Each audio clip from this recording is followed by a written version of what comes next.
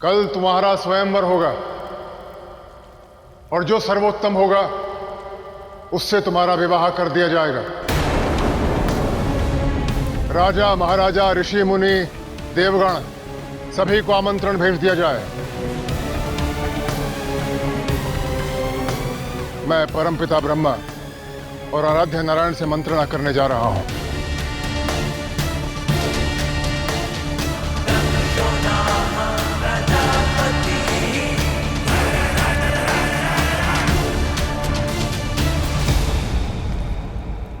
रुकिए पिताश्री। किसी ने मुझे समझाया है, प्रेम का अर्थ किसी और की भावना को आहत करना नहीं होता। इसीलिए मैं आपके निर्णय का विरोध नहीं करूंगी। आपके आदेश का पालन होगा।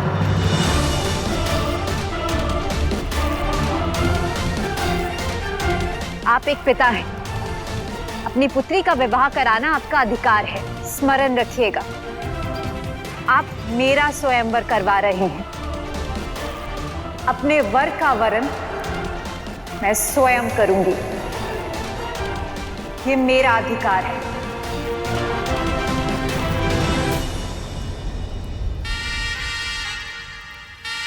तुम्हारे कहने का तात्पर्य क्या है दाक्षायणी? यही कि आपका सम्मान होगा, परंतु मेरे स्वयंवर का भी मान होगा।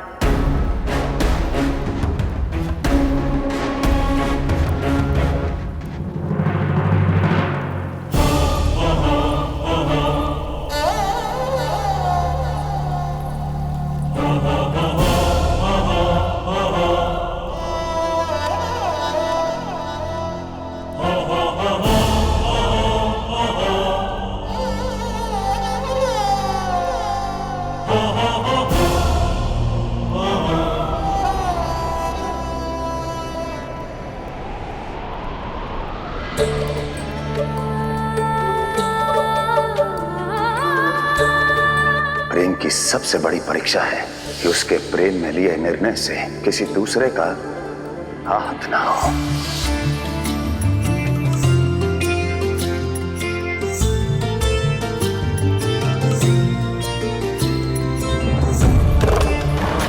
ये पिताश्री के सैनिक हैं। जो बल से भयभीत हो जाए वो प्रेम कैसा?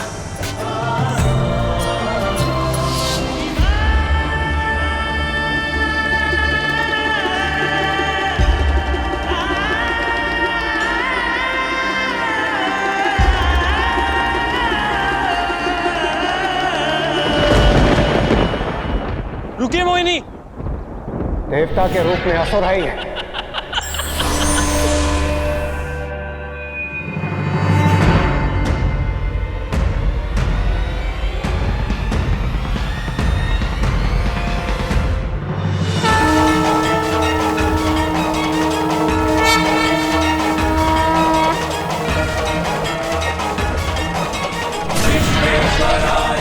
नहीं,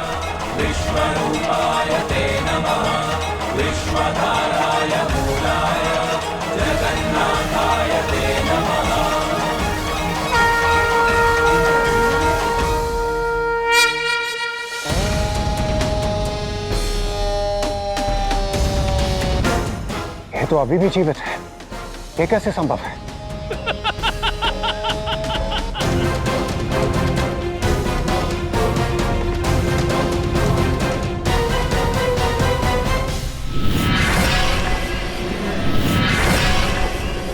नारायण, लाओ ये अमृत हमें दे दो।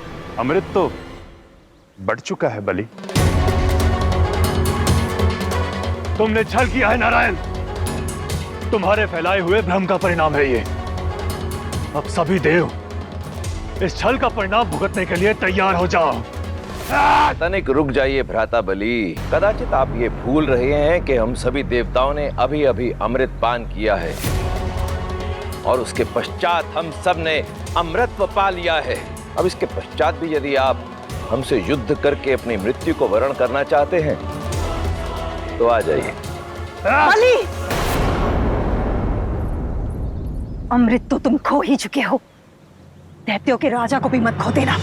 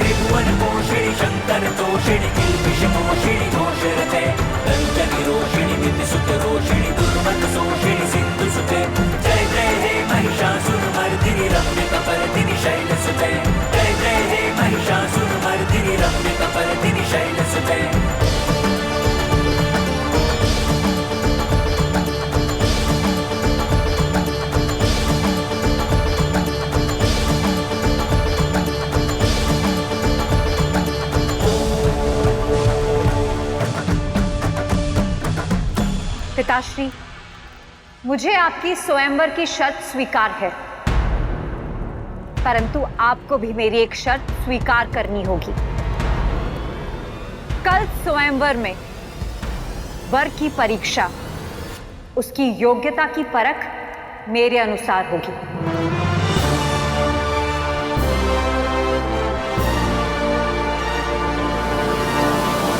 स्वीकार है।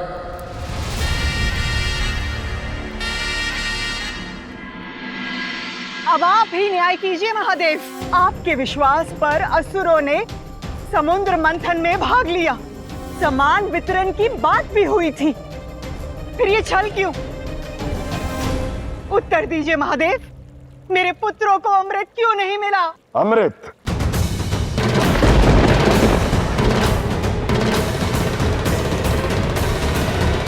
अमृत की परिभाषा भी जानती हो दीदी। क्या है अमृत?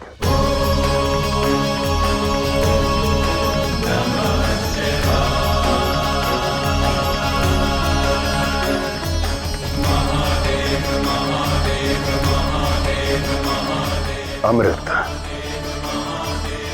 प्रकृति सा निश्चल होता है, जो किसी में भेदभाव नहीं करता।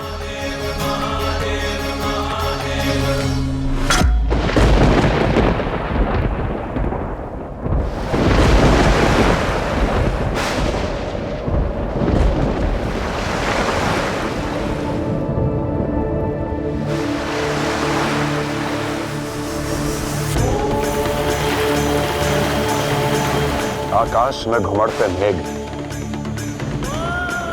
भेदभाव करके नहीं बरसते, इनका जल है अमृत। वृक्ष अपनी छाया में आए को निष्पक्ष होकर छाया देते हैं, भले वो देव हो, मानव हो या दानव, उनकी छाया है अमृत।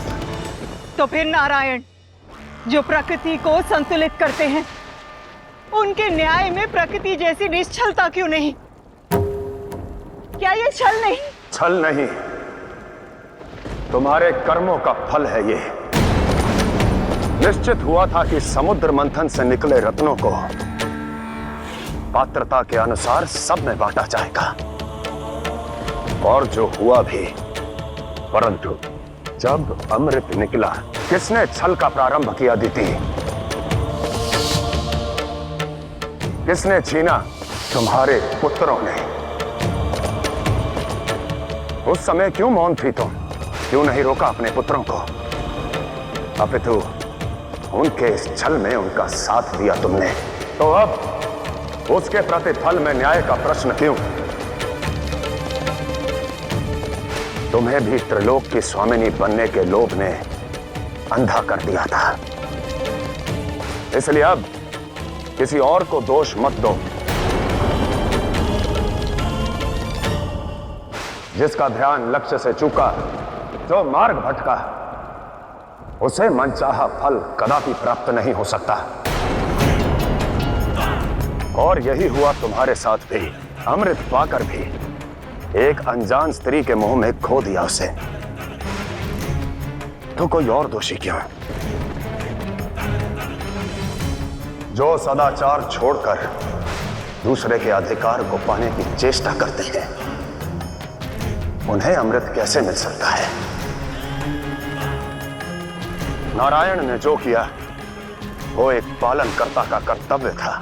उन्होंने जो किया वो धर्म और न्याय के पक्ष में था। मैं उनके इस निर्णय से सहमत हूं।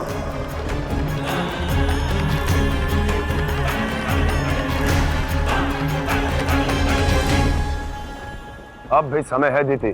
समुद्र मंथन में निकला अमृत बट चुका है, परंतु मन के मंथन से निकला शुभ विचार का अमृत निकालना तुम्हारे हाथ में है। क्योंकि अमृत प्रेम सा निश्चल और पवित्र होता है। विश्वास करो, यदि उसे पा लिया तो अमृत पाने की चाह नहीं रहेगी।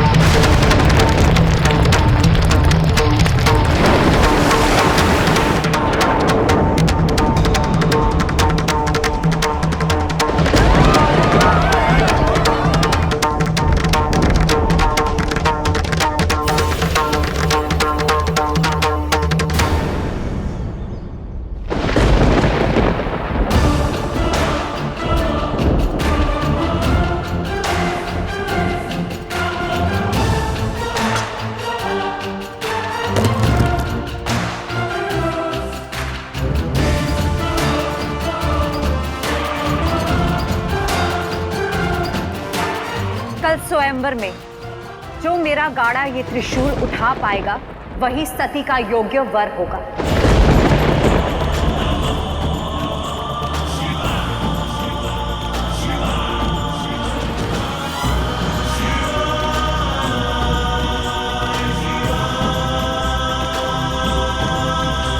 छिपकर विरोध नहीं होता सती। आपके माता पिता ने आपको अपने कक्ष में रहने के लिए कहा, परंतु आप उन्हें बिना बताए यहाँ चली आई। जब वो आपके कक्ष में जाएंगे और वहां आपको नहीं पाएंगे तो क्या बीतेगी उन पर? कहिए, ये विद्रोह है या विश्वासघात? आज मैंने विश्वासघात नहीं किया है शिव, विद्रोह किया। ये विद्रोह आपके लिए मेरा विश्वास है, मेरा समर्पण है। आपने वचन नहीं दिया,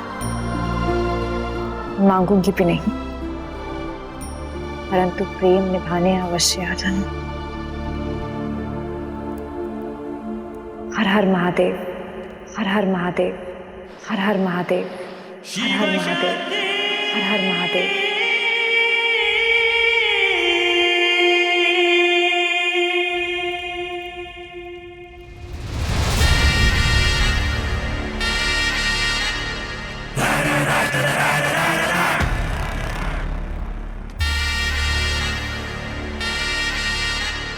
तुम्हें क्या लगता है कि वो कपालिक, वो शिव सर्वशक्तिमान है?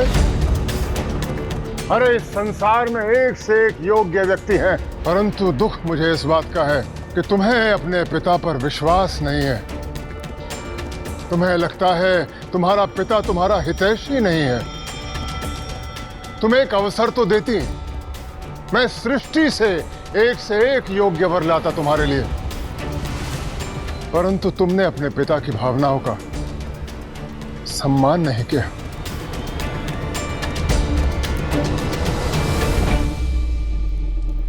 ये सत्य नहीं है पिताश्री। मैंने सदा आपकी भावनाओं का सम्मान किया है। ये स्वयंवर का निर्णय आपका था और मैंने इसे स्वीकार किया, परंतु अपना वर चुनने का अधिकार मेरा है और इसीलिए मैंने ये शर्त रखी। यदि योग्यता ही आपका मापदंड है तो इस शर्त के अनुसार जो भी आपको योग्य वर लगता है आप उसे चुन लीजिए।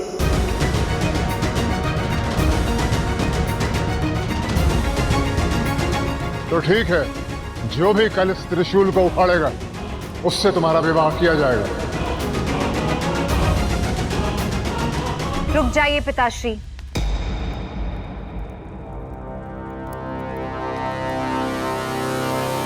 स्वयंवर के लिए आपको शिव को भी आमंत्रण देना होगा। शिव? तुमने ऐसा सोचा भी कैसे? जिसने संसार के सामने स्वयं को महान सिद्ध करने के लिए मेरे पिता ब्रह्मदेव का अपमान किया हो, उसे मैं अपनी पुत्री के विवाह में आमंत्रित करूंगा? क्यों? किस आधार पर? योग्यता के आधार पर।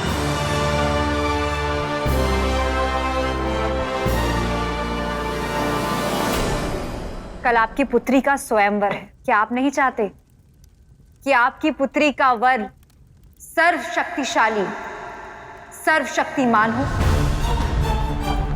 आप जानते हैं योग्यता के आधार पर उनका इस स्वयंवर में होना अति आवश्यक है। यदि उनकी उपस्थिति में किसी और ने ये त्रिशूल उठा लिया तो मुझे विश्वास हो जाएगा कि संसार में शिव से भी अधिक योग्य मेरे लिए कोई वर है। उन्हें ना बुलाकर क्या आप संसार को यह संदेश देना चाहते हैं कि प्रजापति दक्ष शिव की शक्ति से भयभीत हो गए?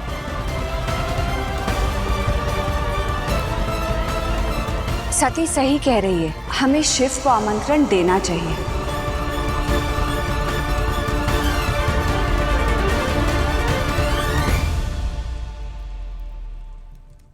दाक्षायणी की इच्छा पूर्ण होगी, यह एक पिता का वचन है अपनी पुत्री को, और प्रजापति दक्ष को उसके सत्य की सौगंध जो टूटेगी नहीं।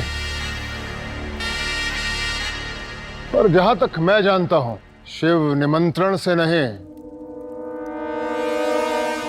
उद्देश्य से आता है। मैं केवल उद्देश्य से आता हूं, निमंत्रण से नहीं। अच्छा है, तुम्हें भी ज्ञात हो जाएगा कि शिव का उद्देश्य केवल तुमसे विवाह करना है या तुम्हारे भोले भाले आदर्शवादी पिता को सताने का बहाना।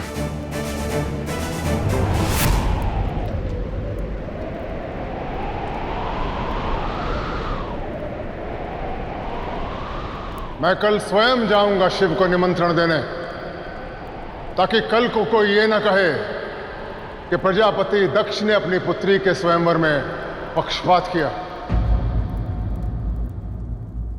कल तुम्हारे समक्ष सिद्ध होगा कि शिव का भ्रम सत्य है या तुम्हारे पिता की सोच।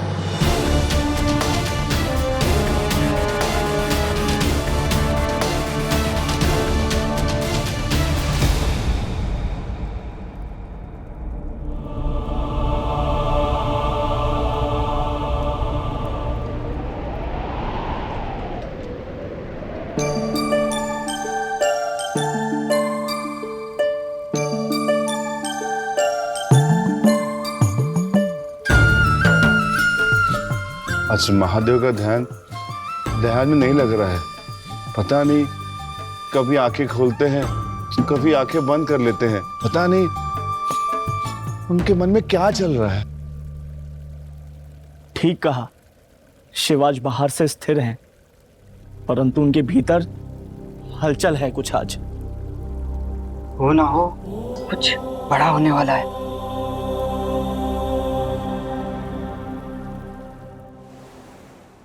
तुम्हारी मति भ्रष्ट हो गई है दक्ष। ये स्वयंवर रचने की आवश्यकता क्या थी? ये जानते हुए कि सती केवल शिव की है और यही नियति है। सती मेरी पुत्री है परमपिता, और अपनी पुत्री की नियति मैं स्वयं लिखूंगा। तो आदिशक्ति की नियति लिखोगे दक्ष? कठोर तप से तुमने आदिशक्ति को अपनी पुत्री के रूप में पाने का सौभाग्य पाया है दक्ष।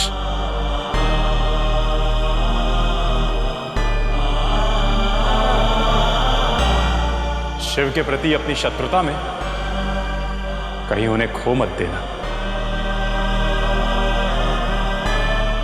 उन्हें पुत्री के रूप में पाने का यही तो उद्देश्य था नारायण, कि शक्ति शिव की ना हो। मैं जानता हूं कि आप दोनों मेरी बात से सहमत नहीं हैं, परंतु आशा करता हूं कि आप दोनों मेरी पुत्री के स्वयंवर में आएंगे और मेरी पुत्री एवं जमाता को आशीर्वाद देंगे। पर तुम्हारे जमाता शिव हैं, यही तुम्हारी नियति है दक्ष।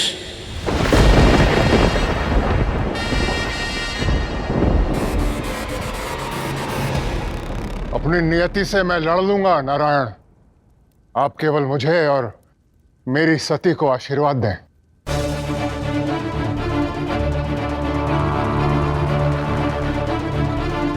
आशीर्वाद है दक्ष कि तुम्हें सद्बुद्धि मिले,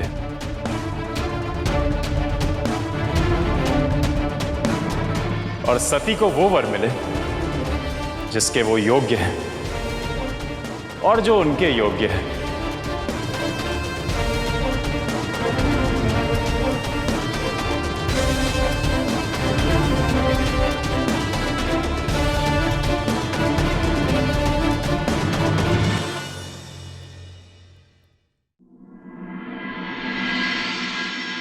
नारायण नारायण देवर्षि सदा शिवलीन रहो।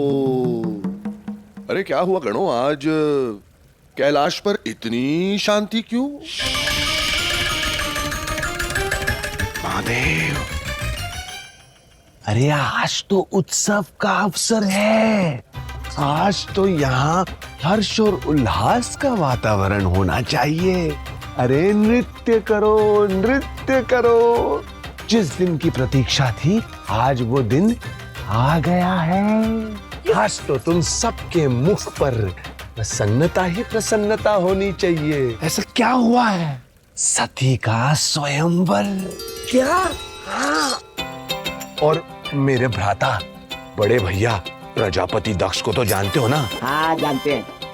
कोई चिंता की बात नहीं। आज वो स्वयं यहाँ पर शिव को आमंत्रित करने आ रहे हैं। क्या? हाँ। असंभव। असंभव? ऐसा तो आज असंभव को संभव होता हुआ देख लेना नंदी। यदि ऐसा हुआ तो आज नंदी आनंद नृत्य करेगा। मेरे शिव अकेले नहीं रहेंगे। मेरे शिव और माता सती का विवाह होगा, वो दोनों एक हो जाएंगे। सत्यवचन। कैलाश सच में घर बनेगा, हम सबका एक परिवार होगा। सत्यवचन।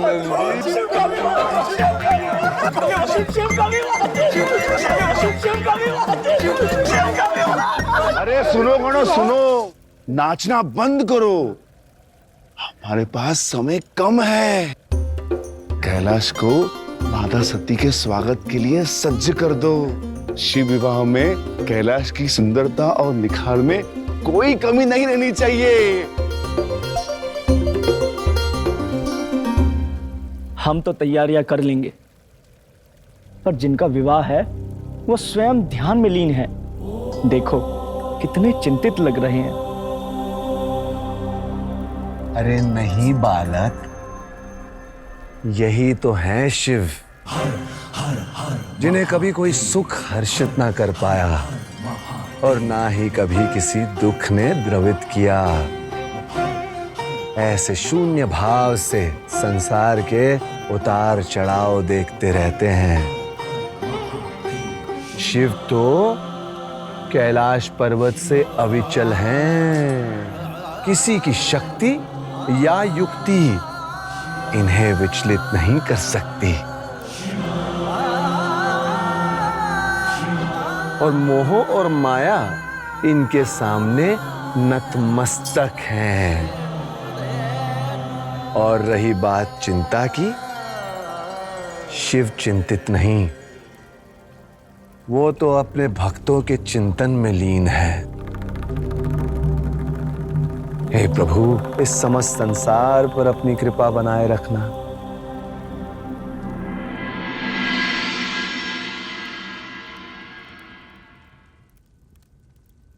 शिव, प्रेम के विश्वास पर मैंने ये शर्त रखी है, मेरा ये निमंत्रण मेरे विवाह का नहीं, विश्वास का है। मेरी लाज रखना।